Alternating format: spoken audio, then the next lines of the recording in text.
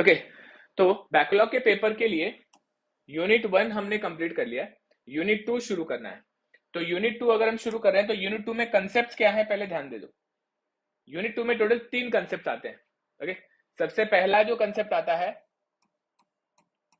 Unit 2 में, that concept, okay,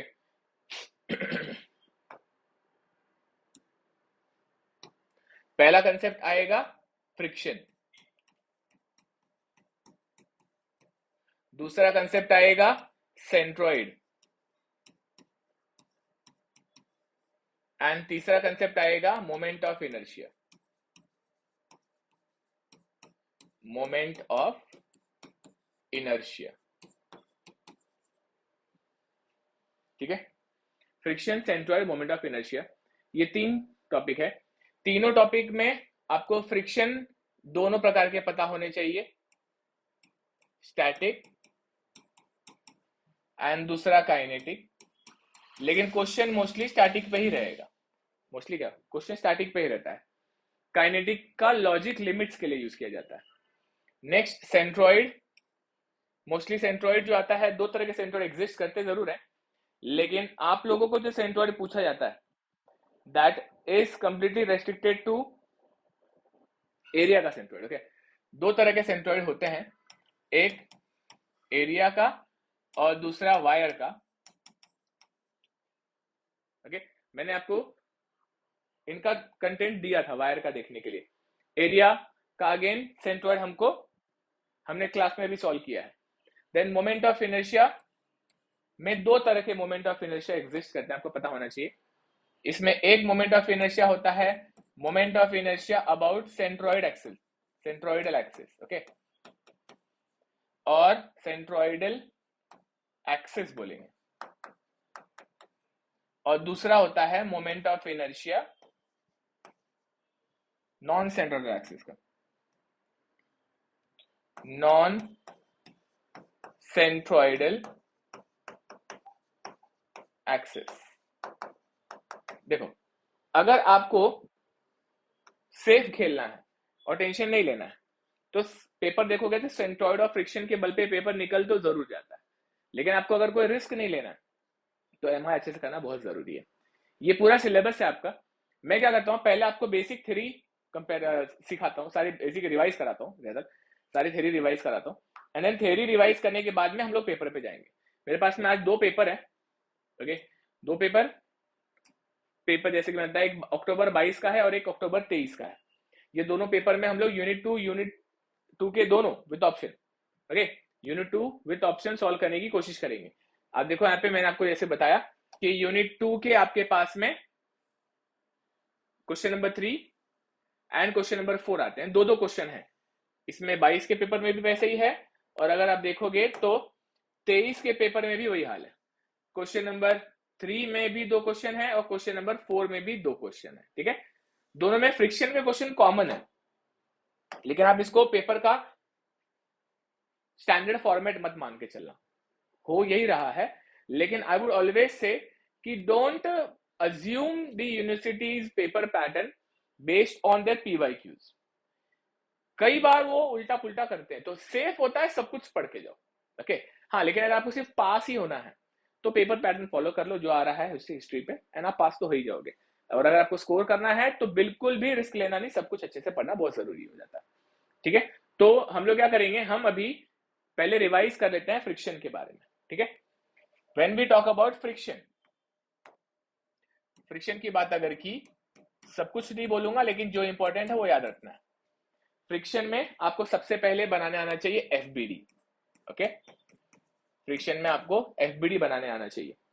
FBD मतलब कोई भी ऑब्जेक्ट अगर दिया है तो उसका वजन उसके सेंट्रोइड पे दिखाओ, कॉन्टैक्ट पे नॉर्मल रिएक्शन दिखाओ, कोई केबल है तो काट के उसमें टेंशन दिखाओ, और अगर कोई डिस्ट्रीब्यूशन है लोड का, ठीक है, मोस्टली आपको डिस्ट्रीब्यूशन नहीं बोल देते हैं फ्रिक्शन के क्वेश्चन में, लेकिन अगर कोई डिस्ट्रीब्यूशन है तो फिर वो डिस्ट्रीब्यूशन दिखाओ, जैसे कि यूडीएल यूवेल अगर एग्जिस्ट करता है तो वो दिखाओ। लेकिन फ्रिक्शन में ऐसा देते नहीं है, फ्रिक्शन में mostly they stick to cable, weight, contact, that's it, okay. तो एफबीडी बनाने आना चाहिए। एफबीडी बनाने अगर आपको आ गया तो एफबीडी बनाने के बाद में आपको इक्विलिब्रियम कंडीशन लगाने आना चाहिए, ओके।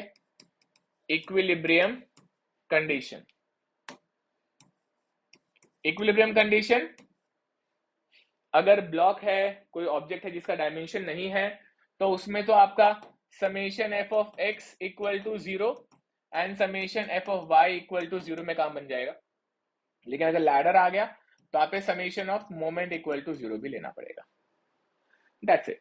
ओके, थर्डली आपको फ्रिक्शन के क्वेश्चन में लिमिट्स के क्वेश्चन अगर आ गए, ओके, लिमिट्स के क्वेश्चन अगर आ गए तो यू शुड डिफरेंशिएट और यू शुड अंडरस्टैंड कि दो तरह के फ्रिक्शन होते हैं, एक होता है स्टैटिक फ्रिक्शन और एक होता है kinetic friction. Okay, static friction and kinetic friction. तो जब हम स्टैटिक और काइनेटिक की बात करते हैं तो स्टैटिक फ्रिक्शन के केस में ऑब्जेक्ट स्टेशनरी होता है, ऑब्जेक्ट स्टेशनरी होता है। इधर फ्रिक्शन फॉर्मूला जो होता है एफ आर होता है mu S R N, okay, normal reaction into coefficient of static friction. Kinetic के केस में बॉडी मोशन में होता है, काइनेटिक केस में बॉडी मोशन में होता है। यहां पर जो फ्रिक्शन फोर्स होता है वो होता है म्यू के आर एन। ओके, इधर होता है ये म्यू के आर एन। आपको ये पता होना चाहिए दैट क्वेश्चन में अगर नहीं बोला कौन सा क्या फ्रिक्शन है तो mu S will be always more than mu K, mu S will be always more than mu K. Mu S static friction हमेशा बड़ा होता है। आपको ये भी पता होना चाहिए that object is always on the verge of motion जब स्टैटिक की बात करते हैं, whereas काइनेटिक में it is in motion, on the verge of motion, in motion. Friction के बारे में इतनी बातें आपको पता होनी चाहिए। ओके, आपको जैसे जैसे क्वेश्चन आएंगे वैसे से और क्लैरिटी मिलती जाएगी। फ्रिक्शन के क्वेश्चंस किस प्रकार के एग्जिस्ट करते हैं, इफ यू रिमेंबर, ब्लॉक्स के क्वेश्चन आते हैं, लैडर के क्वेश्चन आते हैं, देन आपको ब्लॉक्स में हॉरिजॉन्टल सरफेस, इंक्लाइन सरफेस के क्वेश्चन आते हैं, देन पुली और बेल्ट अरेंजमेंट के भी क्वेश्चन आते हैं। अब पूछ ही नहीं रहे काफी साल से, लेकिन वेज फ्रिक्शन भी आते हैं, वेज शेप के ऑब्जेक्ट के भी फ्रिक्शन क्वेश्चन आते हैं। ठीक है, तो चार टाइप आप समझ लो, चार टाइप के क्वेश्चंस होते हैं। एक तो ब्लॉक, चाहे सर्कुलर शेप हो चाहे रेक्टेंगुलर शेप हो, ब्लॉक बेस्ड रहते हैं। देन उसके बाद में लैडर, लैडर के क्वेश्चन आते हैं। Then belt and pulley, okay, belt and pulley arrangement या फिर string and pulley arrangement. And उसके बाद में आ जाता है वेज। ओके, इतना एग्जिस्ट करता है। वेज के क्वेश्चन सब पूछते नहीं है, वेज के क्वेश्चन बड़े ही रेयर हो चुके हैं क्योंकि थोड़े टफ हो जाते हैं। ओके, फ्रिक्शन की इतनी औकात है, इतना आपको फ्रिक्शन के बारे में पता होना चाहिए। फिर क्वेश्चन जैसे जैसे आता है आप समझते चलेंगे। इनके बारे में कुछ अलग से याद रखने के लिए हम बोल सकते हैं कि लैडर के केस में वजन उसके बीचों बीच दिखाओ, बेल्ट एंड पुली के केस में टेंशन का रेशियो आता है T1/T2 e raised to mu theta। Okay, यहाँ पे एक फॉर्मूला जो याद रखने वाली बात हो जाती है, that is tight upon slack, बड़ा टेंशन अपॉन छोटा tension is equal to e raised to mu theta। अभी मैंने जो भी बोर्ड पे लिखा है, जो भी बातें बताई, इसमें से कोई ऐसी बात जो आपको ना पता हो, कुछ सीखना चाहते हो तो मुझे पूछ लें। आने वाले यहां से जितने भी दिन है रोज पढ़ने की कोशिश करो, बेटर तैयारी करने की कोशिश करो, हर दिन मेहनत करो और मैकेनिक्स को निकाल दो। पॉसिबल है, अभी भी पॉसिबल है। कोई डाउट है तो पूछो, आगे बढ़े। ठीक है, ओके, ये हो गया फ्रिक्शन के बारे में। जब हम बात करते हैं सेंट्रॉइड के बारे में, ओके, जब हम बात करते हैं सेंट्रॉइड के बारे में, तो सेंट्रॉइड में आपको स्टेप्स याद रखने चाहिए। क्या स्टेप्स याद रखने चाहिए? सेंट्रॉइड के क्वेश्चन में सबसे पहला स्टेप होता है ओरिजिन सिलेक्ट करो। ओके, ओरिजिन नहीं दिया है, अगर ओ लिखा है क्वेश्चन में तो वही ओरिजिन है, ओ नहीं लिखा है तो आप ओरिजिन सिलेक्ट करो। Select appropriate origin, appropriate origin if not given, if not given। Okay, उसके बाद में mark regular geometries, mark regular geometries. Mark का मतलब होता है उनके उसके नंबरिंग करो, उसका सेंट्रॉइड लोकेट करो। Mark regular geometries. Okay, mark का मतलब क्या होता है? मार्क का मतलब होता है जहां लाइन नहीं वो लाइन बनाओ, आर्क बनाओ एंड उनको नंबर करो। नंबरिंग, ओके, नंबर करो प्लस सेंट्रॉइड लोकेट करो, सेंट्रॉइड लोकेट करो, ओके। उसके बाद में तीसरा पॉइंट हो जाएगा सभी सेंट्रॉइड का एक्स वाई कोऑर्डिनेट निकालो। कैलकुलेट बोले या फाइंड बोलना चाहिए, ओके, कहीं पे कैलकुलेट कहीं पे find. Find X Y coordinate, find X Y coordinate of each centroid, of each centroid, okay. चौथा, फिर पूरे ज्योमेट्री का सेंट्रॉइड निकालने के लिए एक्स बार निकालो और वाई बार निकालो, which is summation of X upon summation of A, it is summation of A Y upon summation of A. मतलब क्या हो जाएगा इसका, ये हो जाता है a1 x1 plus minus a2 x2 plus minus so on upon a1 plus minus a2, this is equal to a1 y1 plus minus a2 y2 upon a1 plus minus y2, okay. ये centroid का limit है। अब यहीं पे अगर wire का question exist करे, जो कि नहीं पूछ रहे हैं इस आपके सिलेबस में, तो पूछा ही नहीं एक भी क्वेश्चन, वायर का क्वेश्चन अगर होता तो ए की जगह पे लेंथ आ जाता और माइनस साइन नहीं आता, उसमें सिर्फ प्लस आता है, ठीक है, ए की जगह पे लेंथ आ जाता, ओके। ये हो गया अबाउट सेंट्रॉइड। नेक्स्ट जो चैप्टर आता है उसे कहते हैं moment of inertia, okay, moment of inertia. अगर हम मोमेंट ऑफ इनर्शिया की बात करते हैं तो मोमेंट ऑफ इनर्शिया में आप लोगों को अगेन क्वेश्चन ने क्या कहां से पूछा है बहुत जरूरी है। क्वेश्चन आपको मोमेंट ऑफ इनर्शिया अबाउट कोई लाइन पूछता है हमेशा, ओके, वो लाइन याद रखना। तो moment of inertia about line पूछेगा। तो मोमेंट ऑफ इनर्शिया जब अबाउट लाइन पूछता है तो उसमें दो तरह के मोमेंट ऑफ इनर्शिया होते हैं। एक होता है moment of inertia about centroidal axis, about centroidal axis, तो उसको हम लोग बोलते हैं आईजी, उसको बोलते हैं IG, moment of inertia about central axis. जैसे अगर मैं रेक्टेंगल की बात करता हूं तो रेक्टेंगल का हो जाता है bh³/12, बराबर, ये आपको पता होना चाहिए। अगर आपको मैं रेक्टेंगल के अलावा सर्कल की बात करूं तो आईजी हो जाता है π/64d⁴, ओके। अलग अलग मैंने आपको लेक्चर में कंटेंट कवर किया है, मोस्टली आपके सारे टॉपिक रेक्टेंगल के आसपास ही रहते हैं, रेक्टेंगल के अलावा कोई शेप रहता ही नहीं, मतलब रेक्टेंगल अलग से ही दिखेगा आपको, अलग एक ट्रायंगल के अंदर आपको सॉरी टी शेप में आपको रेक्टेंगल देखने हैं, एच शेप में देखना है, आई शेप में देखना है, बहुत ही फालतू क्वेश्चन होते हैं। नेक्स्ट होता है moment of inertia about non centroidal axis. Non, ये क्या था, ये रेक्टेंगल का था और ये सर्कल का था, ठीक है। Non centroidal axis, moment of inertia about non centroidal axis. जब मैं नॉन सेंट्रोइडल एक्सिस बोलता हूं तो यहाँ पे आता है पैरेलल एक्सिस थ्योरम, इसको मैं आईओ बोलता हूं, इसे बोलते हैं आईओ। एंड जो moment of inertia about non centroidal axis होता है वो है I O, and it is equal to I G plus AH²। यहाँ पे आईजी हो जाता है moment of inertia about centroidal axis, ये हो जाता है वो एरिया जिसका आप निकाल रहे हो मोमेंट ऑफ इनर्शिया, और ये होता है distance between both axis, H is distance between both axis, distance between both axis, okay.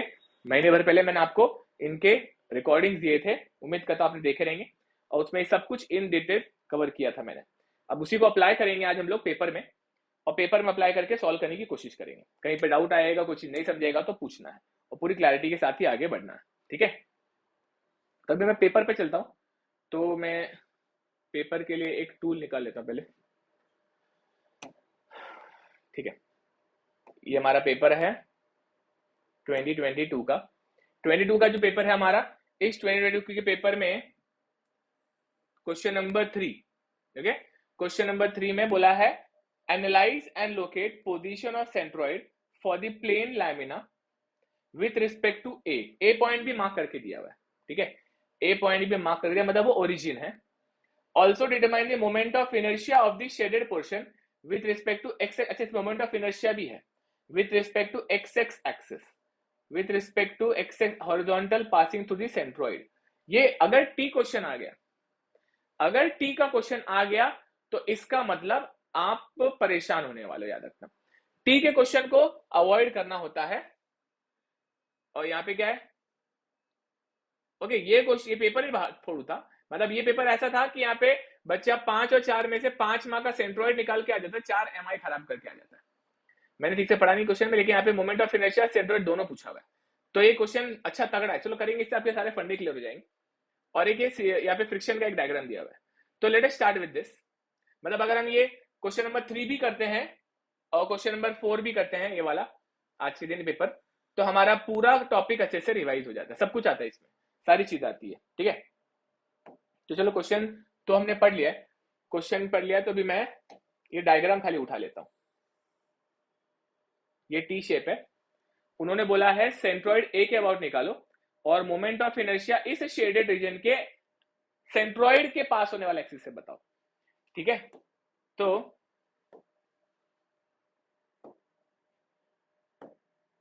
ये देखो, ये रहा शेप, शेप ये है, इस शेप में बहुत समय जाएगा, याद रखना, पूरा ध्यान चाहिए, पूरा फोकस चाहिए।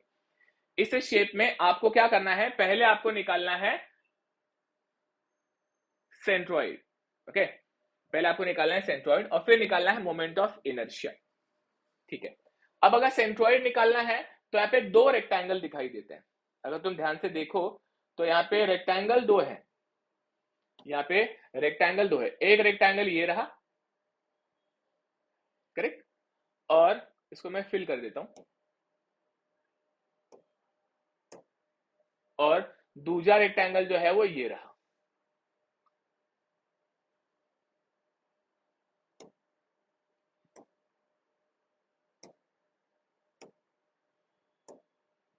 ओके,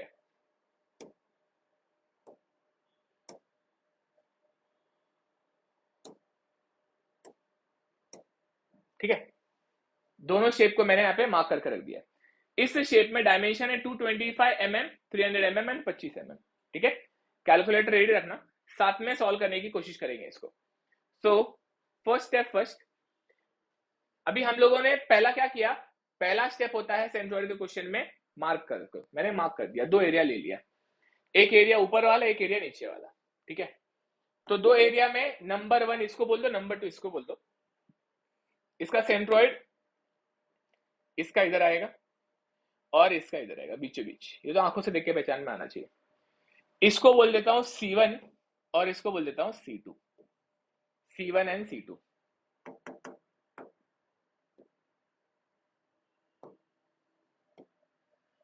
ये हो गया C1 और ये हो गया C2, C1 and C2 mark कर दिया मैंने। अब मैं इनका निकालता हूं X and Y, C1 and C2 का X एंड Y निकालना है, तो X एंड Y कैसे आ जाएगा, इसको ओरिजिन की तरह ट्रीट करना है, ए पॉइंट को ओरिजिन की तरह ट्रीट करना है, तो ये डिस्टेंस जो हो जाएगा ये हो जाएगा पहले तो X1 और वही हो जाएगा X2, क्योंकि ये दोनों भी एक ही लाइन में आ रहे हैं, C1 और C2 दोनों भी एक ही लाइन में आ रहे हैं, तो आपका X1 X2 सेम हो जाएगा। फिर ये डिस्टेंस जो हो जाएगा छोटा सा, यहाँ पे ये हो जाएगा Y1 और यहां से ये डिस्टेंस हो जाएगा आपका Y2, ये हो जाएगा Y2, Y1 एंड Y2, इतनू सा हो जाएगा Y1 और नीचे हो जाएगा Y2। याद रखो ये नीचे की तरफ आ रहा है तो नेगेटिव डायमेंशन आएगा, ठीक है, माइनस साइन में आएगा। तो मैं लिख देता हूं, चाहिए तो पहला शेप जो है उसका C1 जो है उसका X1 क्या रहेगा, उसका X1 हो जाएगा, टोटल लेंथ 300 है तो 150 पे आ जाएगा, एंड Y1 उसका जो हो जाएगा 25 का आधा 12.5, तो ये हो जाएगा -12.5। क्यों माइनस, क्योंकि वो नीचे है, ओके, ओरिजिन से नीचे की तरफ डायमेंशन है। बेसिक डायमेंशन जब हम देखते हैं तो ऊपर पॉजिटिव लेते हैं तो नीचे नेगेटिव लेंगे, इधर पॉजिटिव लेंगे तो इधर नेगेटिव लेंगे, ठीक है। तो ये हमारा डायमेंशन नेगेटिव हो जाएगा। अब C1 हो गया, तो अब इसके बाद C2। C2 का लोकेशन अगर देखोगे तो X1 तो वही है 150 है, सॉरी X2 तो वही है 150, और जो Y2 रहेगा, Y2 अगर तुम देखो तो ये 225 है टोटल। 225 मतलब 112.5, ये 125 है, ये 112.5 होगा, और उस 112.5 में 25 जोड़ दूंगा मैं, क्योंकि डिस्टेंस मैंने ऊपर से मेजर करना है, तो यहां से लेकर यहां तक मेजर करना है। तो कितना हो जाएगा वो 225 का आधा होता है 112.5, और उसमें 25 ऐड कर दिया मैंने, उसमें 25 ऐड कर दिया, तो ये जाएगा 137.5। ओके, ये जाएगा 137.5, तो यहाँ पे यह जाएगा -137.5, and both the dimensions will be in millimetre, ठीक है। दो डायमेंशन मिलीमीटर में रहेंगे। इस तरह से मैंने C1 और C2 निकाल लिया। C1 और C2 जब निकाल लिया, मतलब उसका XY निकाल लिया, अब मैं उसी का एरिया भी निकाल लेता हूं, मतलब दूसरा एरिया निकाल लेता हूं। तो A1 अगर मैं निकालूंगा तो A1 तो रेक्टेंगल है, दोनों भी रेक्टेंगल है इनफैक्ट, तो A1 जो आ जाएगा वह जाएगा 25 इंटू 300, और जो A2 आ जाएगा वो आ जाएगा 225 इंटू 25। ओके, 225 इंटू 25, खत्म। A1 A2 हो गया, C1 C2 के कोऑर्डिनेट्स हो गए। कैलसी निकालो। ओके, कैलसी निकालो, डायमेंशन कैलकुलेट करने की बारी आएगी, मैं अपना कैलसी ढूंढ के लाता हूं।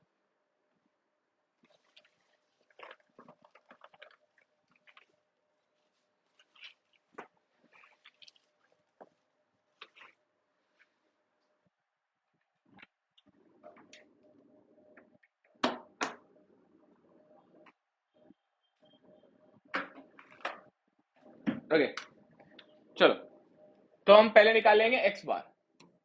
एक्स बार हो जाएगा A1 X1 plus A2 X2 upon A1 plus A2। तो क्या आ गया, देखो यार एक्स बार तो सेम ही आएगा, तो इसको सब्स्टिट्यूट करोगे ना तो 150 ही आएगा। तो मैं टाइम पास नहीं करते बैठूंगा, तुम्हें चाहिए तुम करके देख लो। तुम अगर ध्यान से सब्स्टिट्यूट करोगे तो अगर ये 150 है यहाँ पे, तो ये भी 150, अगर ये भी 150, तो एक्स बार तो 150 ही आएगा। आप सिमेट्री से भी बोल सकते हो, चाहिए तो पुट करके देख लो, सेम आएगा। वाई बार निकालता हूं। वाई बार निकालने के लिए A1 Y1 plus A2 Y2 plus क्यों, क्योंकि एरिया जुड़ रहा है, ये एरिया आपस में चिपकाए गए, इसलिए प्लस साइन। अगर एक में से दूसरा एरिया कट करते हैं तो माइनस साइन। ओके, तो ये सब्स्टिट्यूट करते हैं। A1 that is 25 into 300 into Y1 that is minus 12.5 plus A2 225 into 25 and Y2 is minus 137.5 divided by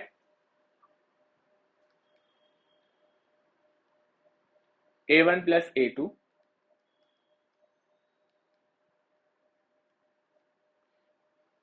value आ गया -66, इज -66.07 मिलीमीटर।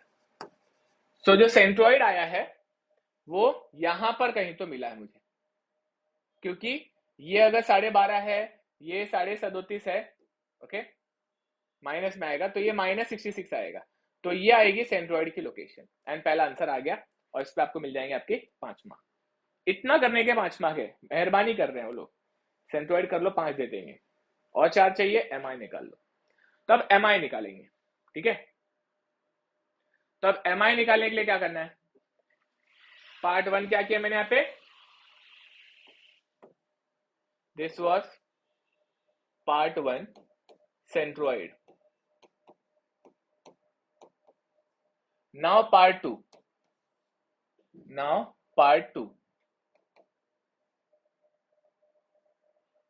ओके, पार्ट 2 में आ जाएगा moment of inertia.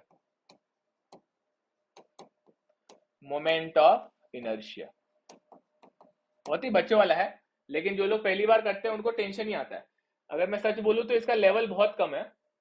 Actual mechanics के level से अगर बात करूं तो कोई लेवल नहीं है, लेकिन कोई बात नहीं। ये हो जाएगा moment of inertia. Okay, moment of inertia अगर निकालना है तो मैं इस डायग्राम को ना अलग से पहले रीड्रॉ कर देता हूं। मतलब ये जो टी शेप है, एक ये इधर है और एक ये इधर है, ठीक है। रीड्रॉ करना क्योंकि उधर गंद मच गया। तो ये आगे आपका टी शेप, इसमें वो लाइन मारूंगा मैं जहां से मुझे मोमेंट ऑफ इनर्शिया निकालना है। इन्होंने सिर्फ एक्स एक्सिस से शायद से पूछा हुआ है, ये इस लाइन के अबाउट मोमेंट ऑफ इनर्शिया पूछा हुआ है। तो मैं उस क्वेश्चन को एक बार फिर से रीड जरूर करूंगा। इसके अबाउट मोमेंट ऑफ इनर्शिया शायद निकालने के लिए बोला है। एक लाइन ऐसी भी बना देता हूं मैं, तुम्हारी जानकारी के लिए बता दूं, इन लाइनों को बोलते हैं सेंट्रोइडल लाइन। मतलब ये होती है आपकी एक्स एक्स वाली लाइन और ये होती है आपकी वाई वाई वाली लाइन, क्योंकि ये सीजी से पास हो रही। क्यों? क्योंकि सीजी यहाँ पे देखो, सीजी लोकेट किया है मैंने यहाँ पे, तो इसका सीजी यहाँ पे, और आपने अभी कैलकुलेट करके इसको निकाला है, and this is equal to 66.07। Okay, this is equal to 66.07। I will just cross check कि कहां से एग्जैक्टली पूछा है moment of inertia. Determine the moment of inertia of the shaded region with respect to x x horizontal passing to centre. मतलब इस line के about, यहाँ पे मुझे कुछ मिटाई हुई लाइनें दिख रही है, मतलब किसी टीचर ने जो पेपर सेट किया है उसने इसको बना के मिटाया भी था, स्मार्ट लोग है। ओके, तो अब हम इस लाइन के अबाउट मोमेंट ऑफ इनर्शिया निकालना चाहते हैं। बहुत आसान है। क्या है देखो ध्यान से। सबसे पहले तो आपको लोकेट करना है दोनों का सेंट्रोइड। इसका सेंट्रोइड इधर है और इसका सेंट्रोइड इधर है, वो मैंने ऑलरेडी वहां पे बना के रखा हुआ है। ये हो जाएगा इसका C1 और ये हो जाएगा इसका C2। इस लाइन के अबाउट मोमेंट ऑफ इनर्शिया निकालना है, और ये ना उससे पास हो रहा है ना उससे पास हो रहा है, मतलब दोनों भी लाइन से पास नहीं हो रहा है। इस लाइन को मैं मिटा देता हूं, इसकी मुझे कोई काम नहीं है। ओके, उससे पास नहीं हो रहा है। जब लाइन से पास ना हो तो इसका मतलब हम लगाएंगे नॉन सेंट्रोइडल एक्सिस का पैरेलल एक्सिस थ्योरम। लाइन से पास हो जाए तो सेंट्रोइडल एक्सिस थ्योरम, लेकिन ये लाइन ना उससे पास हो रहा है ना इससे पास हो रहा है, तो उस पर से लाइन मारो। एक लाइन ये मारो और एक लाइन ये मारो, और दोनों लाइनों का डिस्टेंस निकाल डालो। मतलब ये डिस्टेंस हो जाएगा मेरा h1। ओके, ये डिस्टेंस हो जाएगा h1 जो मैंने फॉर्मूला बताया था उसके लिए, ये h1 हो जाएगा, और ये डिस्टेंस h2 हो जाएगा। ये हो जाएगा h1 और ये हो जाएगा h2। ओके, अब h1 h2 कैसे निकलेगा? मुश्किल नहीं है, आपको देखो ऑलरेडी यहाँ पे पता है सारे डिस्टेंस। मतलब आपको मालूम है कि जो y1 है, ओके, ये 12.5 है, और जो y2 है ये 137 है। ये कितना है? ये 137। तो मैं वहां पे मार्क करता हूं जस्ट फॉर योर इंफॉर्मेशन। ऊपर से अगर मैं डिस्टेंस मार्क करूं तो ये जो डिस्टेंस है, इतू सा डिस्टेंस, ये है 12.5, और ऊपर से ही ये जो डिस्टेंस है यहां तक का, ओके, कहां से? ऊपर से, पूरा ऊपर से ये डिस्टेंस है 137.5। 137.5। Okay, so I hope it is not that impossible or not that difficult to find the value of h1 and h2. so h1 and h2 मुझे निकालना है। देख भाई, ये 66.07 है, उसमें से 12.5 गायब कर दे, तो 66.07 माइनस 12.5, तो ये आ जाएगा 53.57। ये आया 53.57। खत्म। ये टोटल कितना है? ये टोटल है 137.5, उसमें से 66.07 गायब कर दो तो ये डिस्टेंस मिल जाएगा, है ना। तो 137.5 माइनस 66.07, तो डिस्टेंस आ गया ये भी 71 पॉइंट। ठीक है, इसको मैं एक तरफ अच्छे से लिखता हूं। H2 is equal to 71.43। Okay, और ये लाइन आपका जो था ये एक्स एक्स एक्सिस था, यहाँ पे इसको मैं अच्छे से लिख देता हूँ, ये एक्स एक्सिस है। हो गए सारे डिस्टेंस, अभी खाली पैरेलल एक्सिस थ्योरम लगाना है। क्या आएगा? Moment of inertia about centroidal axis. दो मोमेंट ऑफ इनर्शिया आएंगे, इसका आएगा और एक नीचे वाले का आएगा। तो दो आयो आएंगे, IO1 प्लस IO2। वाई आयो? बिकॉज मोमेंट ऑफ इनर्शिया इस लाइन के अबाउट निकाल रहे हैं और ये लाइन किसी के भी सेंट्रोइड से कोइंसाइड नहीं कर रहा है। जब सेंट्रोइड से अगर कोइंसाइड करता तो IG होता, क्योंकि सेंट्रोइड से कोइंसाइड नहीं कर रहा है तो आयो रहेगा। ओके, इसको non centroidal moment of inertia कहते हैं। तो अभी ये आयो मतलब क्या होता है? आयो is basically IG plus AH1, तो ये जाएगा IG1 प्लस A1H1 स्क्वायर, ये IO1 हो गया। और दूसरा हो जाएगा IG2 प्लस A2H2 स्क्वायर। आयो का फॉर्मूला आता है IG plus A square. Okay, तो IO1 और IO2 हो गया, ये हो गया IO1 और ये हो गया IO2।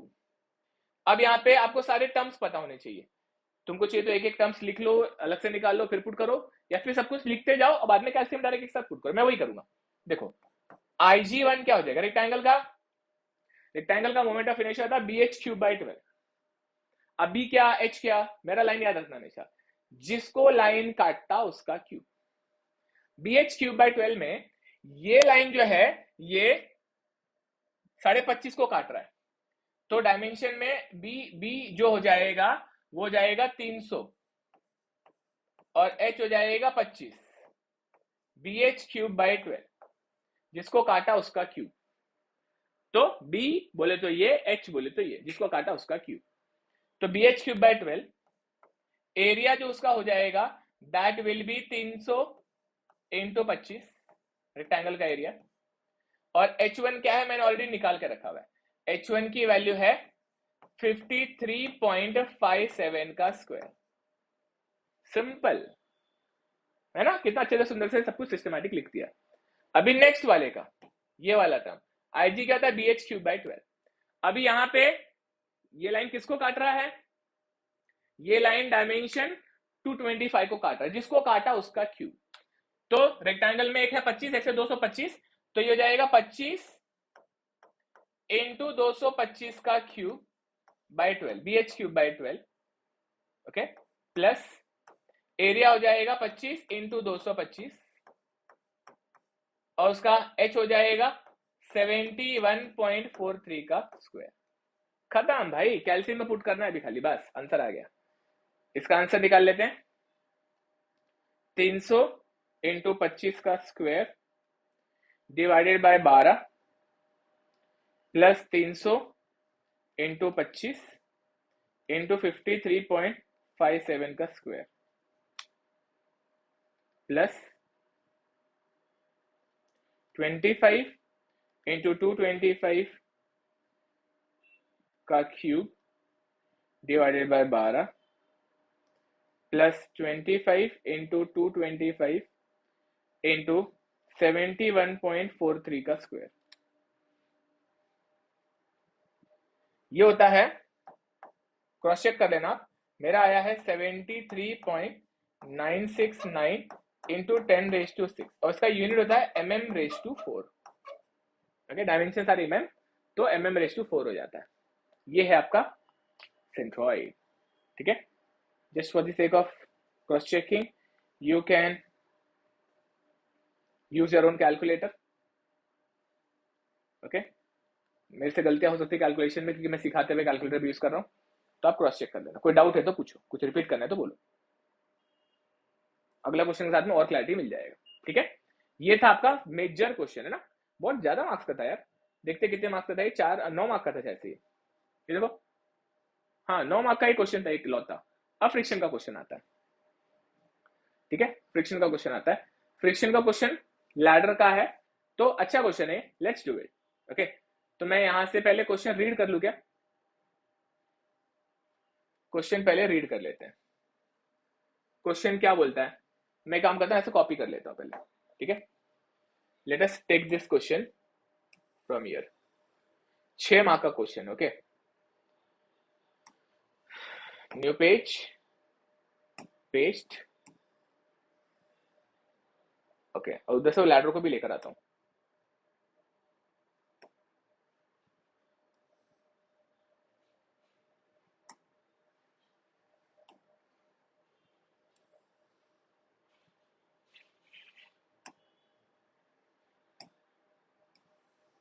यहाँ पे रख दिया उसको साइड में। ओके, क्वेश्चन क्या बोलता पढ़ो अभी। The uniform ladder A B has a length of 6 metre and mass of 16 kg resting at 54 degree with horizontal floor. Find end, okay, find end A is resting on rough surface and B is resting on smooth wall. Mass 65 kg है man का। At what position of the base will he induce slipping? Take the coefficient of static friction 0.34 between horizontal floor and ladder. Okay, कुछ point जो है यहाँ पे important है उनको मैं मार्क करता हूं। जैसे कि पहला पॉइंट क्वेश्चन ने बोला है स्मूथ वॉल। ओके, मैंने ऐसा क्लास में क्वेश्चन लिया ऑलरेडी, तो ये फास्ट सॉल्व कर दूंगा मैं। स्मूथ वॉल बोला है, जब वॉल स्मूथ बोला है मतलब यहाँ पर फ्रिक्शन नहीं आएगा, ठीक है, यहाँ पे खाली फ्रिक्शन आएगा। तो एफबीडी बनाते हैं इसका। एफबीडी बनाने के स्टेप्स क्या रहेंगे? सबसे पहले लैडर को ड्रॉ करते हैं। तो ये आ गया आपका लैडर। लैडर का सबसे पहले दिखाएंगे वजन। लैडर का वजन दिखाया जाता है उसके सेंटर पे। ओके, लैडर का वजन दिखाया जाता है उसके सेंटर पे। तो ये सेंटर पे उसका वजन दिखा देता हूं। ये वजन कितना दिया है? ये वजन दिया है 16 kg। नहीं, वो लैडर का, हाँ लैडर का वजन वही है 16 kg है। तो इट इज 16 इंटू 9.81। ओके, इतना वजन लग रहा है। अब वो जो बंदा है वो 65 किलो का है, वो इस पे चढ़ रहा है। लैडर का जो एंगल है वह है 54 डिग्री। लैडर का एंगल है 54 डिग्री, एंगल इज फिक्स्ड। उन्होंने बोला कहां जाकर वो खड़ा हो जाए, ऐसे कहां जाकर वो खड़ा हो जाए कि लैडर अपने आप फ्रिक्शन से नीचे, मतलब फ्रिक्शन को तोड़ते हुए गिर जाए। तो बंदे को अपन खड़ा कर देते पे लैडर पे, कहां करो, नीचे करो, ऊपर करो, कहीं पे भी करो, कोई फर्क नहीं पड़ता। तो मैं यहाँ पे बंदे को खड़ा करता हूँ। लेट अस से वो बंदा जो है वो यहाँ पे आके खड़ा हो गया, ठीक है, यहाँ पे आके ऐसे खड़ा हो चुका है। और क्योंकि वो यहाँ पे खड़ा हो चुका है तो उसका भी वजन नीचे की तरफ लगेगा, उसका भी वजन जो है वो नीचे की तरफ लगेगा। मैं उसका वजन यहाँ पे वर्टिकली डाउनवर्ड दिखा देता हूँ। So instead of showing the बंदा, मैं ना बंदे का वजन दिखाता हूँ, नहीं तो क्या डायग्राम बहुत फजी हो जा रहा है। तो ये हो गया बंदा, कलर चेंज कर देते हैं। ये है बंदा लेटर से, एंड द बंदे का वजन इज इक्वल टू 65 किलो। तो आएगा 65 इंटू 9.81। एफबीडी में कभी भी जो लैडर है उसका वजन दिखाओ, जो बंदा खड़ा है उसका वजन दिखाओ। उसके बाद में उन्होंने एक्स डिस्टेंस बोला था ना, ठीक है, तो इसका एक्स डिस्टेंस है यहाँ पे। तो ये यहाँ पे एक्स डिस्टेंस पे खड़ा है और यही एक्स डिस्टेंस मुझे निकालना है, ठीक है, यही एक्स डिस्टेंस मुझे निकालना है। मैं इसको अच्छे से मार्क कर लेता हूं।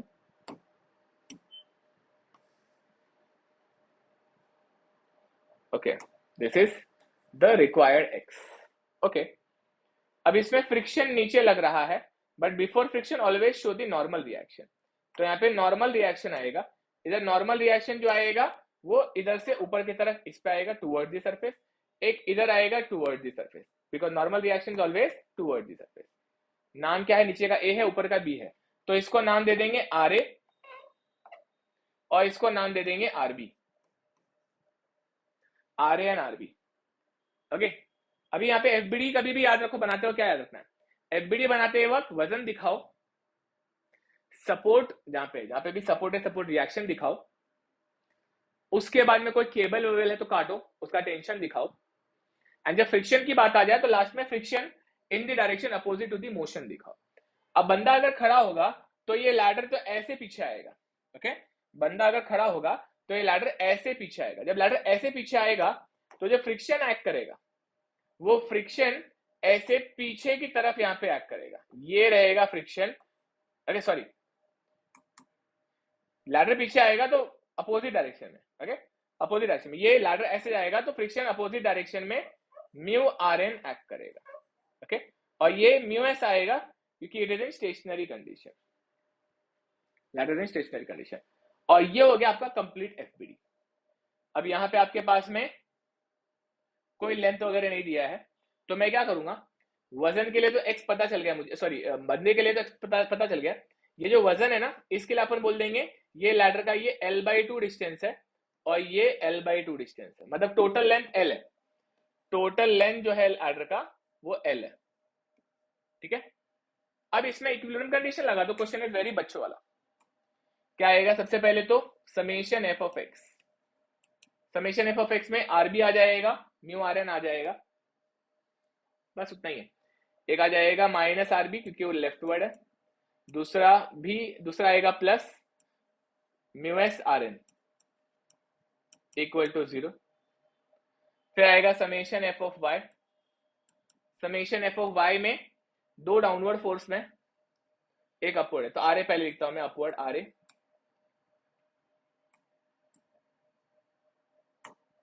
फिर आएगा माइनस 65 इंटू 9.81 माइनस 16 इंटू 9.81, कुछ मिस कर रहा हूं नहीं, इक्वल टू 0।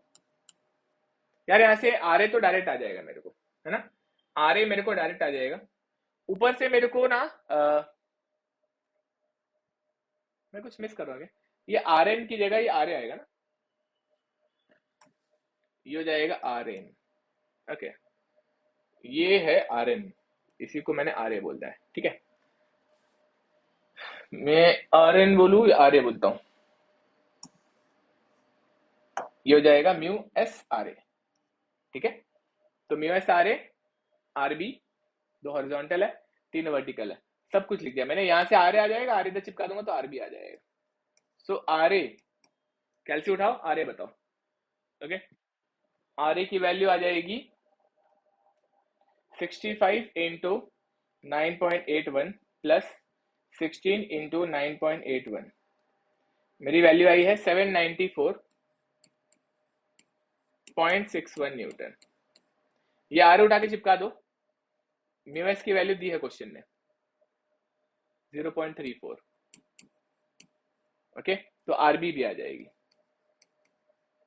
तो आरबी कितनी आ जा रही है, आरबी की value will be is equal to 0.34 into answer, that is 270.167 Newton. Once I got this, next equilibrium condition लगाऊंगा, summation of moment। कहां से लो, कहीं से भी लो, यहां से लो, यहां से लो, कोई फर्क नहीं पड़ता, ठीक है। मोमेंट कहीं से भी ले लो, मोमेंट अबाउट ए लेता हूं, मोमेंट अबाउट ए लूंगा अगर, तो एक मोमेंट आएगा इसका, एक मोमेंट आएगा इसका, और एक मोमेंट आएगा इसका। जब तक मोमेंट नहीं लूंगा तब तक एक्स नहीं निकलेगा, इसलिए मोमेंट लेना जरूरी है, ठीक है। तो इधर से मोमेंट ले लिया मैंने, और मोमेंट लेने के बाद में तीन मोमेंट क्या आ जाएंगे, देखो ध्यान से। एक आएगा 65 इंटू 9.81 इंटू डिस्टेंस क्या रहेगा, डिस्टेंस क्या रहेगा, डिस्टेंस अभी आप अपना कॉमन सेंस यूज करो, ये हाइपोटेन्यूस है और लेकिन मुझे ये डिस्टेंस चाहिए, ठीक है, मुझे ये डिस्टेंस चाहिए, हाइपोटेन्यूस है और ये डिस्टेंस चाहिए, तो ये एंगल बना, तो ये कॉस हो जाएगा, ये हो जाएगा एक्स कॉस 54, ये हो जाएगा एक्स कॉस 54। ओके, एंगल बनाता तो कॉस, जो नहीं बनाता वो साइन, तो ये कॉस कंपोनेंट, ये साइन कंपोनेंट हो जाएगा, ठीक है। नेक्स्ट आ जाएगा सेम क्लॉकवाइज आएगा, कि ये भी क्लॉकवाइज, दूसरा वाला भी क्लॉकवाइज आएगा, हो जाएगा प्लस 16 इंटू 9.81 फोर्स, उसका परपेंडिकुलर डिस्टेंस हो जाएगा L/2 into cos 54, L/2 into cos 54। Okay, ये हो जाएगा L/2, सही लिखा है, L/2 distance L/2 into cos 54 हो जाएगा। एंड नेक्स्ट हो जाएगा दूसरा एंटी क्लॉकवाइज में, नेक्स्ट हो जाएगा दूसरा एंटी क्लॉकवाइज में, तो छोटा करता हूं थोड़ा सा,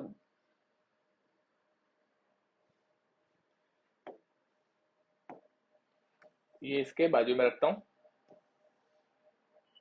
ओके, नेक्स्ट हो जाएगा minus R B, okay, minus R B into distance कितना है, डिस्टेंस देखो यहाँ पे, ये टोटल डिस्टेंस चाहिए रहेगा मुझे इसके लिए। ओके, तो आरबी का ये एल है, तो ये हो जाएगा ये एंगल 54, तो ये एंगल 54, ये कॉस, तो ये साइन, तो हो जाएगा एल साइन 54, ये हो जाएगा L sine 54 equal to 0। Okay, समझ में आ गया, लैडर का लेंथ दिया है क्या, लैडर का लेंथ दिया है क्वेश्चन में, 6 मीटर दिया है। ओके, तभी बोलो सॉल्व नहीं होता तो, नहीं तो ठीक है। इस पूरे क्वेश्चन में एल की वैल्यू 6 मीटर पुट करता हूं मैं, तो एक्स निकल के आ जाएगा मुझे। एक्स की वैल्यू क्या हो जाएगी कैल्सियम में पुट करते हुए, I will solve it in the form of alpha x, साथ साथ कर लो आप भी।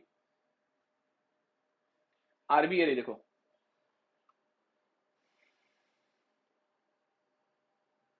270.167 into 6 into sine 54 minus 16 into 9.81 into 3 into cos 54 65 into 9.81 into cos 54 2.76 2.76 metre, ये है मेरा आंसर। ओके, कैल्सियम में सॉल्व करके आंसर आ गया। कुछ डाउट रहेगा तो पूछो।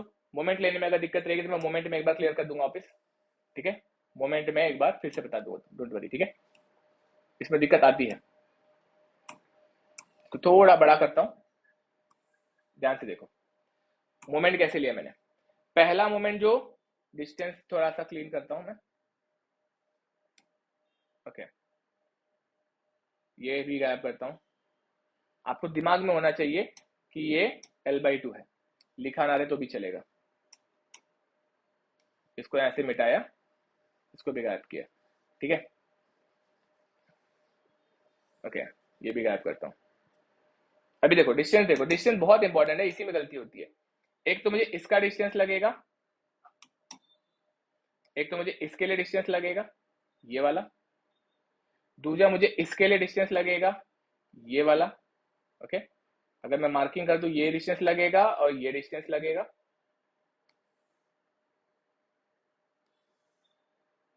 और फिर ये डिस्टेंस लगेगा। देखो कौन कौन से डिस्टेंस है, एक ये डिस्टेंस है, एक ये डिस्टेंस है, और एक ये डिस्टेंस लगेगा। फोर्स इनटू परपेंडिकुलर डिस्टेंस, ये फोर्स ये परपेंडिकुलर डिस्टेंस कैसे घूम रहा है, एंटी क्लॉकवाइज। ये फोर्स ये परपेंडिकुलर कैसे घूम रहा है, क्लॉकवाइज। ये फोर्स ये परपेंडिकुलर डिस्टेंस कैसे घूम रहा है, क्लॉकवाइज। ये हो जाएगा आपका, ये अगर x है तो ये जाएगा x cos 54, ये हो जाएगा L/2 cos 54, और ये हो जाएगा यहाँ पे L sin 54। ओके, इस तरह से मैंने डिस्टेंस निकाल लिया। ये एंगल था आपका 54, तो ये एंगल भी 54।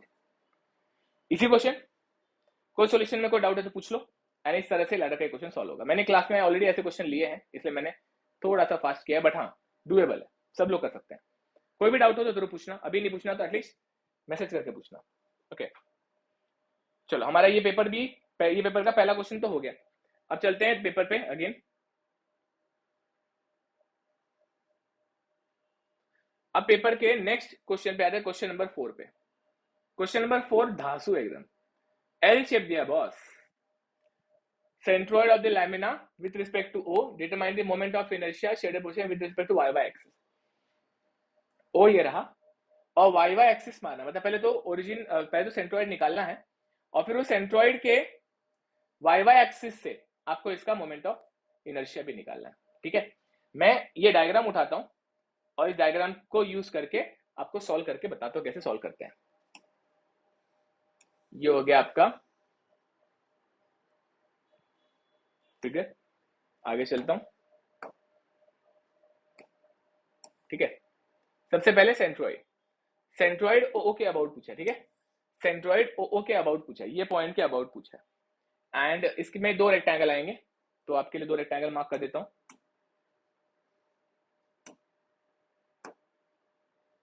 एक रेक्टेंगल ले लेता हूं ये, यहां तक ले लू क्या, हाँ यहां तक लेता हूं। एक रेक्टेंगल ये ले लिया, इसको मारते हैं कलर, और एक रेक्टेंगल ये लेता हूं,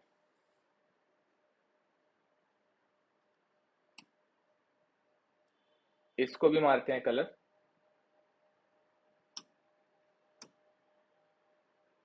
ओके, ये रहा, ये थोड़े वियर्ड कलर लिए मैंने, बस समझ जाना, ठीक है। इन दो एरियाज को हमें यूज करना है। इन दो एरियाज में सबसे पहला हम लोग निकालेंगे ओरिजिन, ये रहा, ठीक है, ओरिजिन ये रहा। इन्होंने हमारे लिए लिटरली एरिया मार्क करके दिया था यार, कितना आसान काम किया हमारे लिए। तो एक का सेंट्रोइड तो यहाँ पे आएगा और एक का सेंट्रोइड तो यहाँ पे आएगा। ओके, इसको बोल दो C1 और इसको बोल दो C2, C1 एंड C2, ये हो जाएगा आपका C2, C1 एंड C2 हो गया, ठीक है। इनके डिस्टेंसेस मार्क करने के लिए लाइन मारता हूं, लाइन मारते हैं। तो लाइन कैसे हो जाएंगे, एक देखो ये लाइन इधर गंदा दिख रहा है, ओके। डिस्टेंस कौन सा लगेगा उसके लिए, एक लाइन मैं इधर से मार रहा हूं, एक लाइन इधर से मार रहा हूं, ठीक है, एक लाइन इधर मार रहा हूं और एक लाइन इधर मार रहा हूं। क्वेश्चन बहुत तगड़ा है, बहुत ही तगड़ा क्वेश्चन है। अब इसमें x1 y1 क्या रहेगा, x2 y2 क्या रहेगा वो पहचानो। शेप 1 ये है, तो फिर इसका अगर मैं आपके लिए मार्क कर दूं x1, तो x1 ये डिस्टेंस रहेगा, x1 ये डिस्टेंस रहेगा। तो यहाँ पे मार्क करने के लिए I will simply use by marker. तो ये हो जाएगा इसका x1 डिस्टेंस,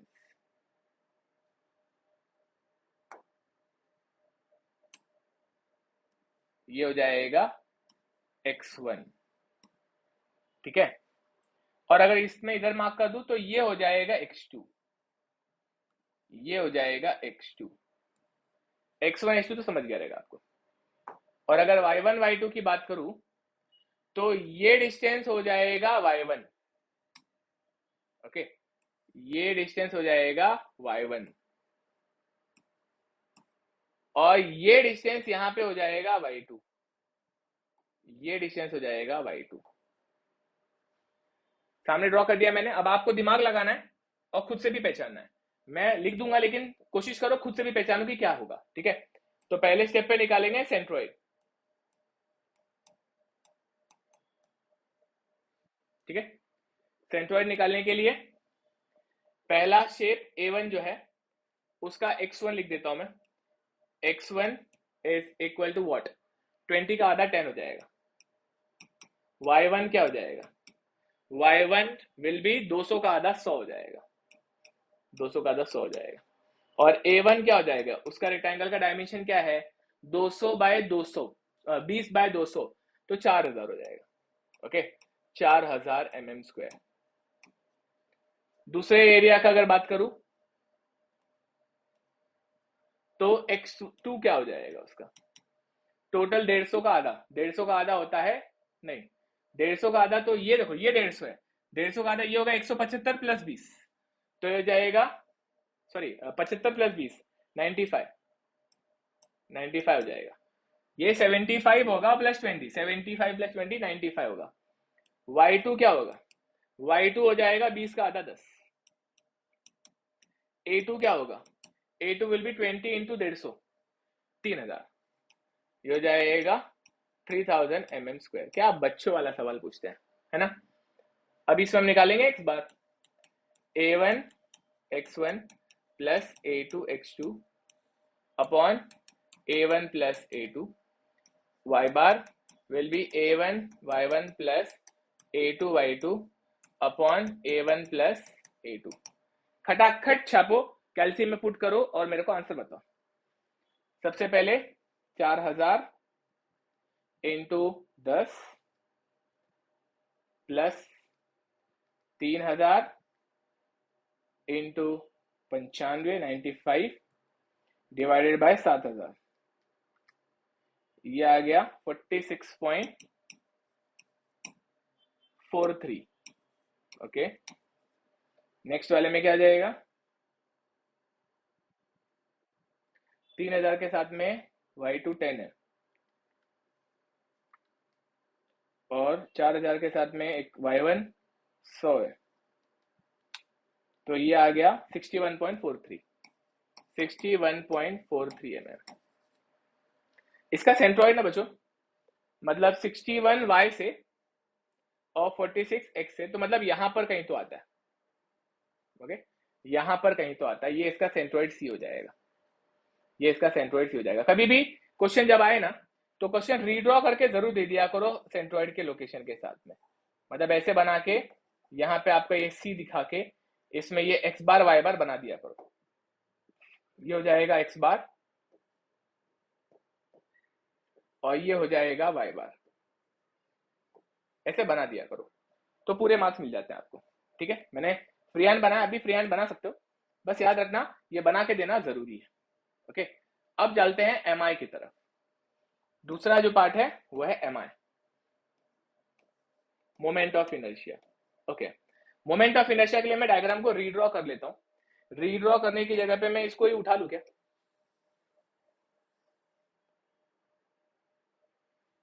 किधर है, कॉपी और पेस्ट। ओके, इसको उठा लिया यहां से,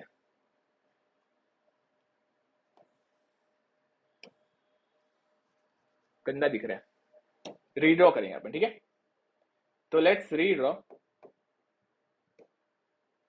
एक वर्टिकल एक हॉरिजॉन्टल, खत्म, टेंशन ही नहीं। ये हो गया आपके दो शेप्स।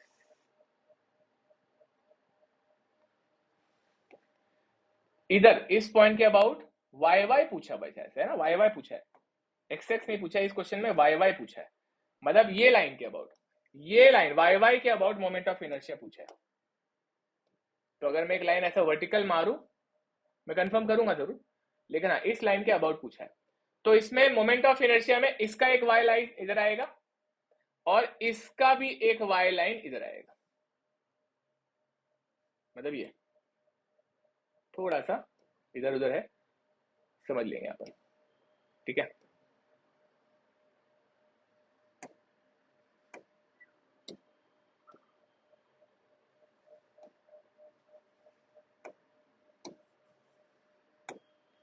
ये रहा वो पॉइंट लेटर से यहां पे। ठीक है, इसका यहां पे है वाई सीजी और यहां पे इसका सीजी है। ठीक है, इजी है ना, क्वेश्चन एक बार देख लू क्या, क्वेश्चन देख लेते हैं कि पूछा क्या है। वाई एक्सिस देखो, वर्टिकल के अबाउट, वर्टिकल लाइन पासिंग बोला हुआ है, मतलब लिटरली खाने के लिए सबको तैयार करके दिया है, बस आपको खाने के लिए बोला है, मतलब इतना लेवल गिरा के सवाल पूछ रहे हैं ना। अच्छा, यहाँ पे ये वाई वाई के बीच का ये जो इनके बीच का जो डिस्टेंस है ये हो जाएगा आपका x1 और ये हो जाएगा आपका x2, इसकी जरूरत पड़ेगी। ठीक है, ये x1 x2 अलग होते हैं, ये x1 x2 अलग होते हैं। हमने ऑलरेडी ये डिस्टेंस निकाल के रखा हुआ है, मैं मार्क कर दूंगा। ये डिस्टेंस कितना है, ये डिस्टेंस है 10, फिर यहां से ये डिस्टेंस है 95, ये डिस्टेंस है 95, है ना 95। आपने अभी सॉल्व करके ये डिस्टेंस निकाला है ऑलरेडी, ये डिस्टेंस है 46.43, ये है 46.43, और जो ये डिस्टेंस है कैसे मार्क करूं, इसी पे कर दूं क्या, ये इसकी जरूरत ही नहीं है। ओके ठीक है, तो मैं x1 x2 तो यहाँ पे निकाल ही सकता हूँ, x1 x2 तो निकाल ही सकता हूँ, है ना। कैसे आएगा, बहुत easy, x1 will be 46.43 minus 10, 36.43 and 95 में से ये चला गया, 95 में से 46.43, 95 माइनस 46.43 ये आ जाता है 48.47, 48.57, ये भी आ गया, बस ये डिस्टेंस निकालना होता है, खत्म हो गया।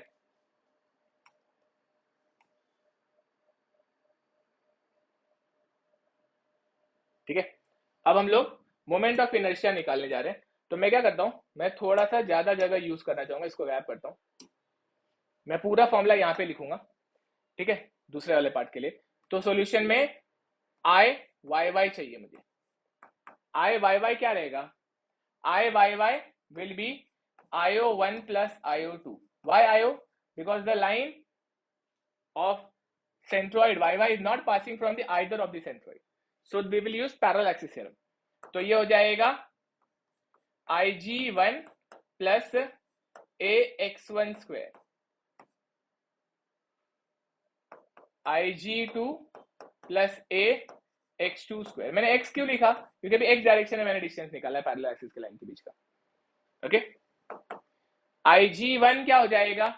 IG इज BH3/12, रेक्टेंगल का BH3/12 होता है। BH3/12 मतलब BH3/12 रेक्टेंगल का IG होता है। ओके, किसका होता है? ये रेक्टेंगल का होता है। इसमें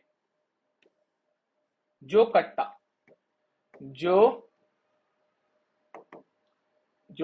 कट होता, ओके, जिसका कट होता उसका क्यूब। ओके, सो IG1 इसमें BH3 में ये लाइन किसको काट रही है? 20 को काट रही है। तो ये हो जाएगा 200 इंटू 20 का क्यूब बाई 12, BH3/12। एरिया क्या हो जाएगा उसका?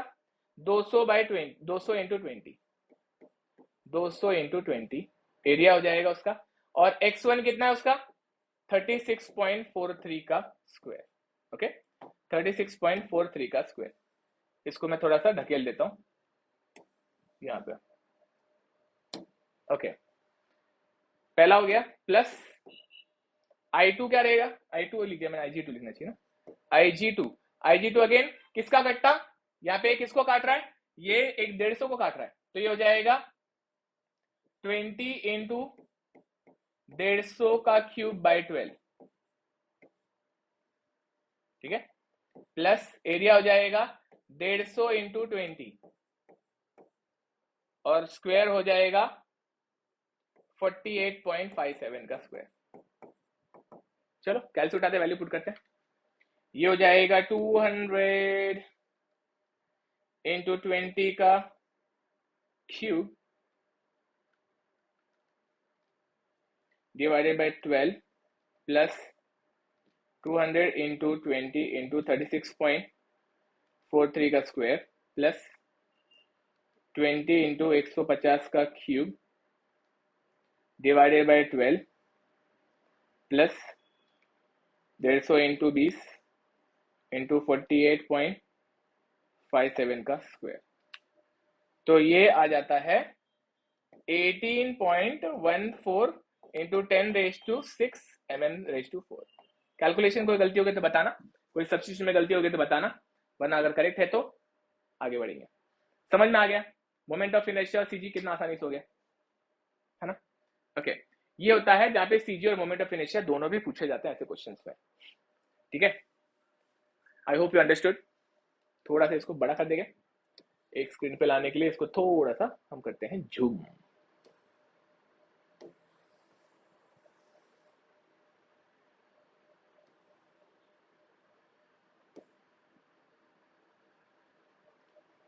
अंडू अंडू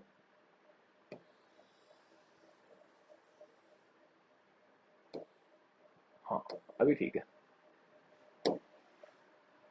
ये ले लो, ठीक है। ये भी क्वेश्चन हो गया। आगे बढ़ते हैं लास्ट क्वेश्चन इस पेपर का देखते हैं, ठीक है। ये पेपर का ये क्वेश्चन लास्ट देखते हैं। क्वेश्चन को मैं कॉपी कर लेता हूं पहले। ये है क्वेश्चन 6 मार्क का फ्रिक्शन का।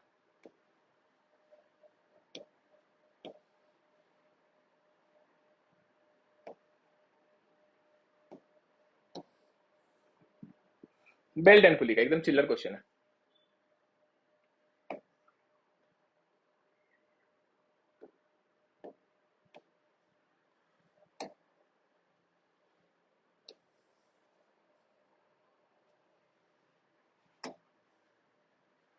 उम्मीद करता हूं कि पेपर ऐसे लेवल का आ जाए ताकि तुम्हारा निकल जाए, लेकिन अगर यूनिवर्सिटी की सेट की और उसने टफ निकाल दिया ना, बट मुझे ऐसा लगता है पेपर इजी निकालेंगे, क्योंकि ये लास्ट इनका फर्स्ट ईयर का ये लोग एक्सपेक्ट कर रहे हैं कि बैकलॉग हो, क्योंकि अब किसी का अगर बैकलॉग लग गया तो उनमें भी पेशेंस नहीं बैकलॉग लेने का, तो वो सारे पेपर इजी निकालेंगे। M1 का कैसा तो उस पर डिपेंड करेगा। M1 अगर इजी आए तो समझ लेना कि सारे पेपर इजी आने वाले।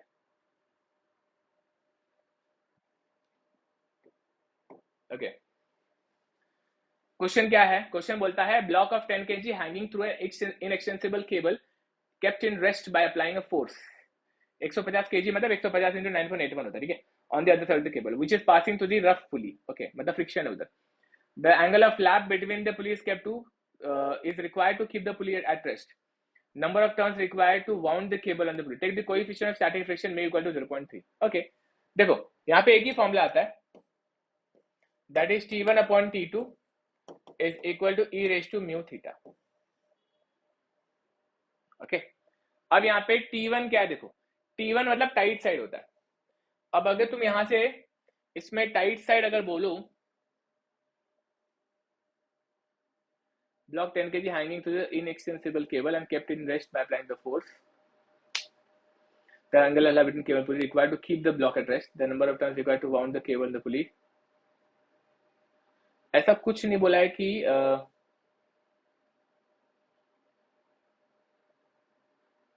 block 10 kg hanging to inextensible kept in rest by applying a force. देख यार, अब ना इसमें चीजें डाइसी क्या होती है कि ये कम से कम होना चाहिए, ज्यादा से ज्यादा होना चाहिए, ऐसा कोई बात नहीं किया क्वेश्चन ने. क्वेश्चन ने ये कुछ नहीं बोला है कि ये कम से कम होना चाहिए कि ज्यादा से ज्यादा होना चाहिए. ठीक है, कोई बात नहीं. 1.5 kg है ना, ठीक है, आसान है, ठीक है, कोई बात नहीं. तो T1 जो है वो 10 kg आ जाएगा. तो जो T1 रहेगा वो आ जाएगा 10 इंटू 9.81, वो टाइट साइड हो जाएगा. और T2 जो है वो 1.5 इंटू, मैं पता नहीं क्यों फालतू सोच रहा था, फोर्स निकालना है ही नहीं, वहां पे फोर्स तो डायरेक्टली दिया हुआ ही है. तो अभी यहाँ पे सब्स्टिट्यूट कर देंगे इसको. तो ये हो जाएगा T1 आएगा 10 इंटू 9.81, T2 आएगा 1.5 इंटू 9.81. इनको शर्म आनी चाहिए क्वेश्चन पूछने के लिए बच्चों को. e raise to mu, mu की वैल्यू है 0.3 into theta. Okay, into theta. अभी थीटा इधर से डायरेक्ट आ जाएगा. ओके, इधर से थीटा डायरेक्ट आ जाएगा. अब इन्होंने एंगल ऑफ फ्लैप के लिए उसको वाउंड किया है उसमें, तो विल सी. ओके, 360 उसमें से गायब करने का रहता है, देखते क्या होता है. तो पहले तो थीटा निकालते हैं. थीटा यहाँ पे जो आएगा वो तो पहले रेडियन में आएगा. ठीक है, थीटा निकालने के लिए क्या करने का, कैल्सी को अल्फा एक्स मेथड से सॉल्व करने का. मतलब ये जो क्या है, ये है टोटल है 10 अपॉन 1.5 माइनस, आपको चाहिए तो आप एंटीलॉग भी ले सकते हो, कोई दिक्कत नहीं है, बट इसको लिखूंगा माइनस ई रेज टू. तो उसके लिए अपन शिफ्ट यूज करेंगे 0.3 अल्फा एक्स. ठीक है, मतलब कैल्सियम मैंने ऐसे लिखा है इसको, समझा ना, इसको इस तरफ लाया. तो शिफ्ट कैलकुलेट 0 इक्वल टू करता हूं मैं, तो ये हो जाएगा ये 6 point. Okay, it has come to theta is equal to 6.324 radian. ये रेडियन में है. ठीक है, 6.324 रेडियन में है. Okay, see when it is in radian, तो एक बात समझो, अभी आपको दिखता रहेगा कि ये 180 से कम है. 180 से कम है. 180 कैसे रहता है, अगर ऐसा टांगा ना तो 180 होता है. ये हल्का सा कम है 180 से. ठीक है, 180 से कम है मतलब पाई रेडियन से कम है. पाई बोले तो 3.14 होता है. ठीक है, पाई उतना होता है. तो अभी यहाँ पे क्या हुआ रहेगा, यहाँ पे अगर एक पूरा एक 360 डिग्री घुमा दिया अगर, तो दैट इज इक्वल टू 2 पाई. बराबर, 2 पाई कितना होता है, 3.14 इंटू 2, दैट इज 6.28. गेम ही किया इनने क्या किया है, इन्होंने अभी यहाँ पे 6.28 बोले तो पूरा एक चक्कर होता है. 6.28 मतलब अगर मैं अगर बोलूं 2 पाई, तो 2 पाई जो होता है that is equal to 6.28 radian. That is equal to 1 round. That is equal to 1 round. Okay, एक राउंड होता है. मतलब ये अगर मैं उसमें से सब्ट्रैक्ट कर दूं तो ये आता है 6.324 माइनस 6.28, तो दैट कम्स टू 0.44 ना. हाँ, that comes to theta is equal to 0, theta dash होता है 0.044. और इसको अगर मैं एंगल में चेक करना चाहूँ तो इसको क्या करने का, इसको ना आंसर को इंटू 180 करने का और डिवाइड बाय पाई करने का, तो रहता है 2.52 degree. So this is 2.52 degree. कुछ तो विचित्र हो गया आंसर. मेरे को लगता है इन्होंने टाइम पास किया वैल्यूज के साथ में. 1.5 kg। मैं एक बार क्रॉस चेक करता हूँ थीटा बराबर आएगा क्या। ठीक है, तो ये हो जाएगा 10/1.5 minus E raise to 0.3, correct है ना। हाँ, 0.3 इंटू alpha X, shift calculate 0 equal to, and ये आता है 6.324। ठीक है, looks like I have done correct calculation. तो 6.3 रेडियन एंगल है, ये रेडियन में होता है, ठीक है, एंगल हमेशा। और एक चक्कर मतलब 2 पाई होता है, 1 रिवोल्यूशन, ओके, 1 राउंड मतलब 2 पाई होता है, एंड उसकी वैल्यू होती है 6.28। तो अगर मैं वो देखूं मतलब 2 पाई इज 6.283 माइनस 6.324, तो 0.4 0.04 होता है, कॉमेडी हो गया। तो फिर इंटू 180 डिवाइड बाय 5, 2.3 हो गया। चलो ठीक है, 2.3 2.5 डिग्री के आसपास आ रही है। तो किसी का 2.5 आया, किसी का 2.3 आया, कोई दिक्कत नहीं है, ये आंसर आ गया। तो 2.3 डिग्री है, मतलब क्या हुआ है, 1 टर्न, नंबर ऑफ टर्न्स कितना है, 1 turn and 2.3 degree, 1 turn and 2.3 degree का वाउंड किया हुआ है। ओके, 1 टर्न एंड 2.3 डिग्री का टर्न किया हुआ है। Okay, let's proceed. ये पेपर ही हो गया। अभी अपन दूसरा पेपर देख लेते हैं, सॉल्व करने लायक है क्या पहले समझते हैं। अगर ऐसा पांचट रहेगा तो नहीं करेंगे, रहेगा सेम तो अलग रहेगा तो ही करेंगे। तो क्वेश्चन नंबर ये क्या है, 22 का पेपर निकाल देगा, 23 का पेपर पे आते हैं। हाँ, ये 23 का पेपर है। देखो 23 के पेपर में सेंट्रोइड का क्वेश्चन तो मैंने कराया था, क्लास में कराया था। ओके, एक ये क्वेश्चन है, इसमें क्या है, सेंट्रोइड है और define centroid and centre of gravity, locate the centroid. Okay, friction का सेम क्वेश्चन जो मैंने अभी कराया वही क्वेश्चन आ गया, रिपीट हो गया। एल अभी मैंने कराया, ये वही हो गया, आएगा वही सेम क्वेश्चन रिपीट हो गया। ये भी क्वेश्चन मैंने कराया, ये रिपीट हो गया। मतलब ये पेपर तो लिटरली रिपीट है, रिपीट टेलीकास्ट है 22 का 23 में, खाली एक ये क्वेश्चन अलग है। तो ये क्वेश्चन का सेंट्रोइड निकाल के दे देता हूँ यार शॉर्टकट में फटाक से, पूरा सॉल्व नहीं करूंगा लेकिन हाँ बता देता हूँ करना क्या है। तो सेंट्रोइड निकालना है विद रिस्पेक्ट टू ए, बाकी पूरा पेपर मैंने करा ही दिया है।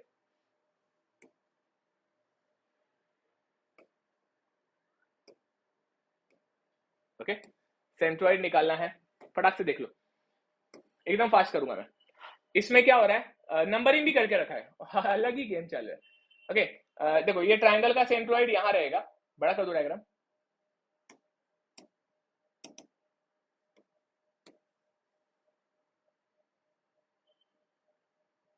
ओके,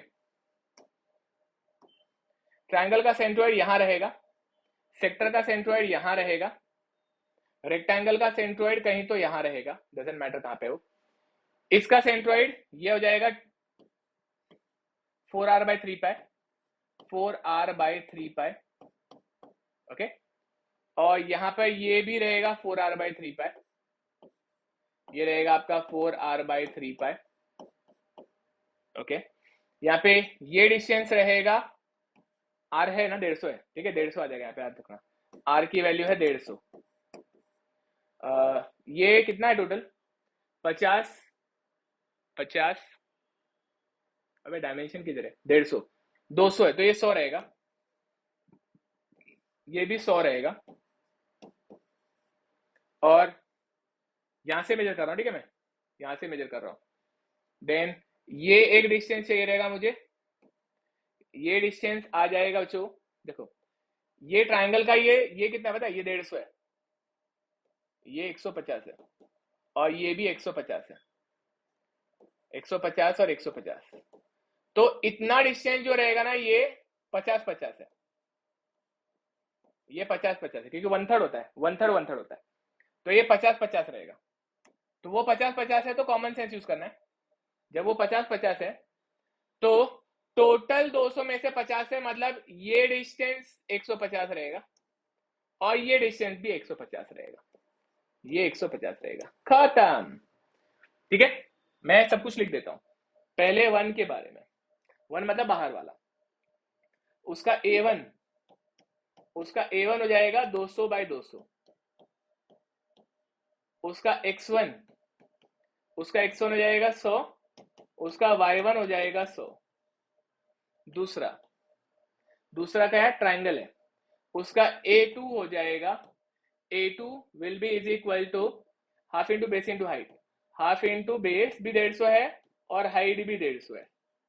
उसका जो X2 हो जाएगा वो 150 है, उसका Y2 भी 150 ही है क्या, हाँ Y2 भी 150 ही है, ओके Y2 भी 150 ही है। मैं बराबर किया क्या, नहीं रे मैं गलत किया, ये 50 नहीं रहेगा, ये 150 का 50, हाँ बराबर 50 ही रहेगा, 50 ही रहेगा, 50 ही रहेगा, 50 ही रहेगा, बराबर ना, 150 का 1/3 50 होता है, ओके। एंड तीसरा सेक्टर का, उसका A3 हो जाएगा पाई r²/4 हो जाएगा, पाई इंटू 150² 4। उसका x3 सॉरी हाँ उसका x3 हो जाएगा 4, x3 इक्वल टू y3 हो जाएगा पहले तो, and it will be 4r/3 pi, 4r है 150 upon 3 pi. All the values you got now. x bar will be A1 x1 बराबर minus A2 x2 minus A3 x3 whole upon A1 minus A2 minus A3, क्योंकि पूरे इसमें से ये और ये subtract हो रहा है, ये आ जाएगा y bar is equal to A1 y1 minus A2 y2 minus A3 y3 upon A1 minus A2 minus A3। मैं नहीं सॉल्व कर रहा है, तुम लोग सॉल्व करके मेरे को बता देना, ठीक है, तुम लोग सॉल्व करके वैल्यू बता देना इसकी, पूरा सॉल्व करके मैंने दे दिया ऑलरेडी, ठीक है। आज का लेक्चर और पिछला लेक्चर दोनों आज रात को मैं आपको रिकॉर्डिंग प्रोवाइड कर दूंगा, ठीक है। कोई डाउट रहा जरूर पूछना। कल हम फिर से मिलने की कोशिश करेंगे, कल क्या वेडनेसडे है, ठीक है, कल फिर से मिलेंगे। कल शाम को हम क्या करेंगे, 2 पेपर और देखेंगे, तो कल शाम को 2 पेपर के दो पेपर में अगेन 2 ऐसी यूनिट को देखेंगे, और फिर 24 का जो पेपर है वो हम लोग थर्सडे करेंगे, तो फ्राइडे कर लेंगे, और थर्सडे फ्राइडे में सब खत्म कर लेंगे, फिर डाउट सेशन लेंगे, ठीक है। Let's stop here, see you guys in next lecture, bye.